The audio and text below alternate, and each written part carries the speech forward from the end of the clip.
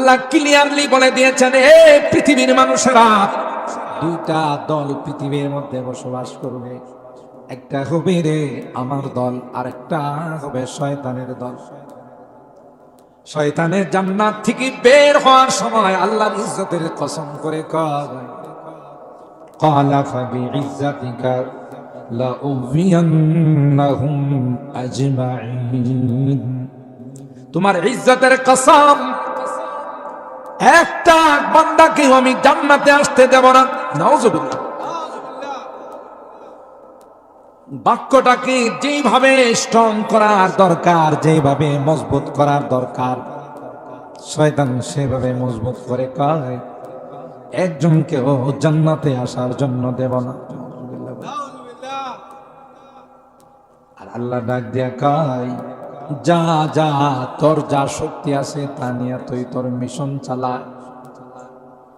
এই যে আজকের যুবকদের মাহফিলে এসা যারা অনুতপ্ত হইয়া জীবনের গুনার জন্য তওবা করবে, জীবনের অবস্থাটাকে পরিবর্তন করে ফেলবে, আমি আমার ইজ্জতের কসম করে বললাম, হাত তুলতে দেরি হবে রে, আমি আল্লাহ তাকে মাফ করতে দেরি হবে না।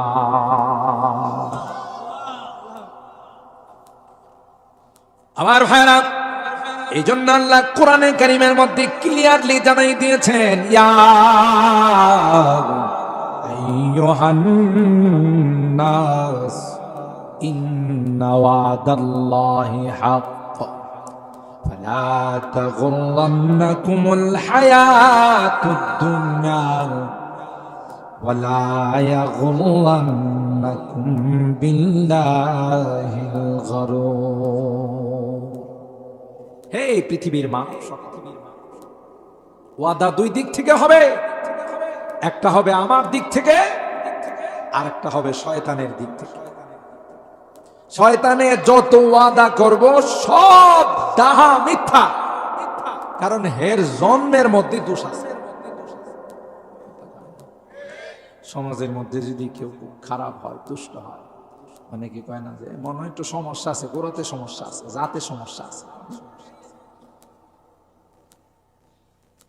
ওয়াকানা মিনাল জিন, এটা তো লিবাস আবাস, পোশাক আশাক লাগায়া বুজুর্গ সাজে, আল্লাহওয়ালা সাজে আসে, তো জাতে কাফের।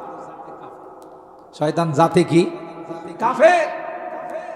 কিন্তু লম্বা জুব্বা লাগায়া, পাগড়ি পুগড়ি লাগায়া বুঝাইছে যে আমি সবচেয়ে বড় বলি।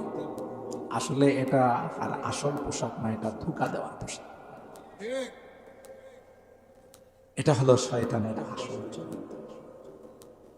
এইভাবে হতে হতে সে তাউসুল মালাইকা, মুআল্লিমুল মালাইকা,